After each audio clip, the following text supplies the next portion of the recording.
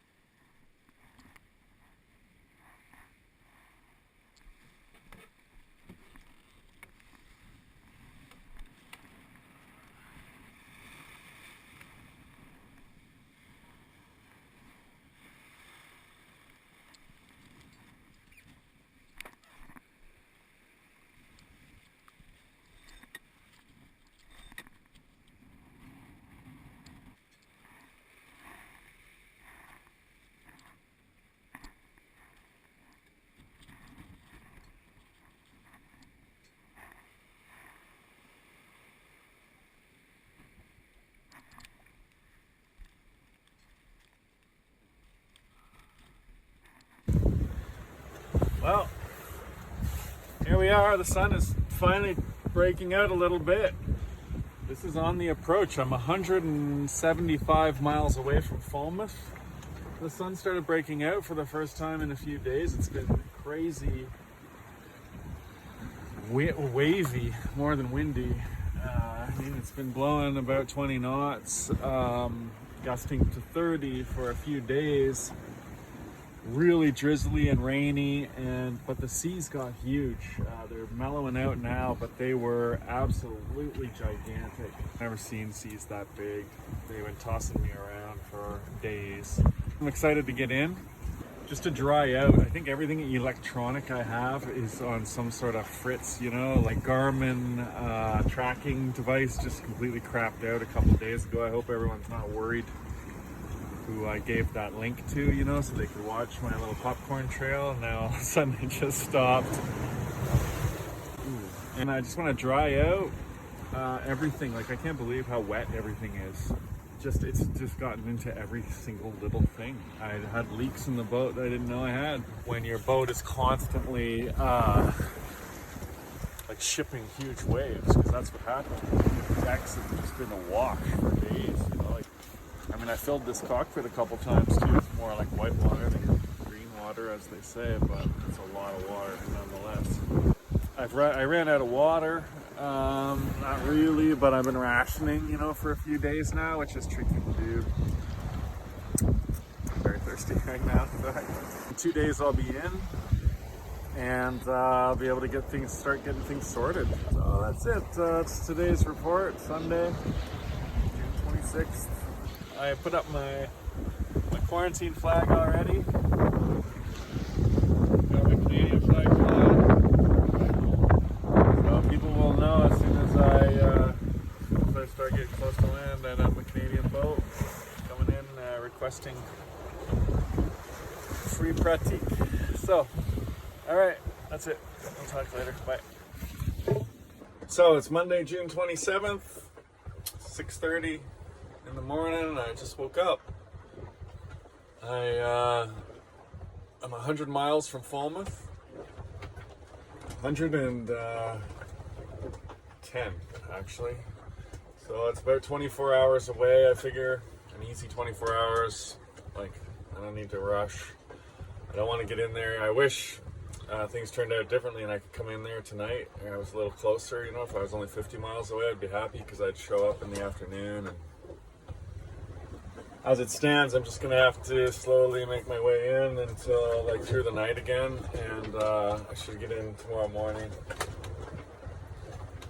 But the winds are just starting to kick in. I think it's gonna blow a gale today, actually, according to the forecast. So it literally, as soon as I started doing this video, it shot up from 12 knots to 18 knots. So I think it's arrived. And what I'm gonna do is just go out, put 2 reefs in, put those 2 reefs back in that I just shook out about an hour or so ago. Because before I went to bed last night, there was these really crazy black clouds coming in right at sunset, coming right at me, and it was almost looked like a squall pissing rain, and I thought I was gonna get hammered.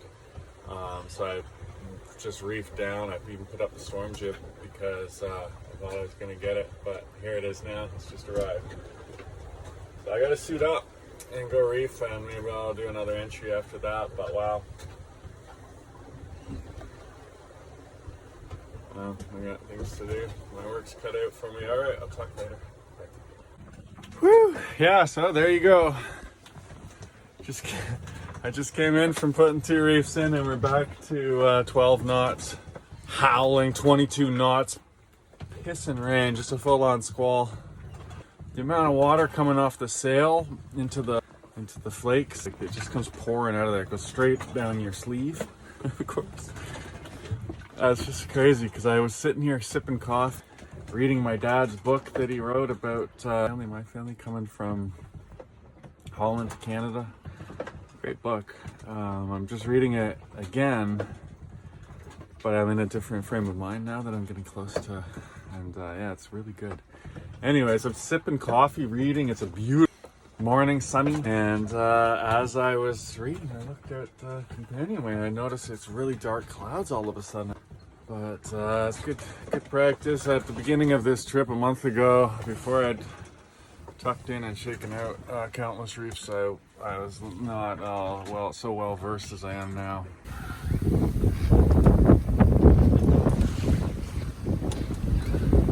Land ho! I don't know if you can see it. It's really hard to make out, but there's the coastline of England. Made it across the ocean. It's 4:45 on Tuesday morning, and I'm gonna switch around here so you might get the land in the background. But there's so much traffic in this area that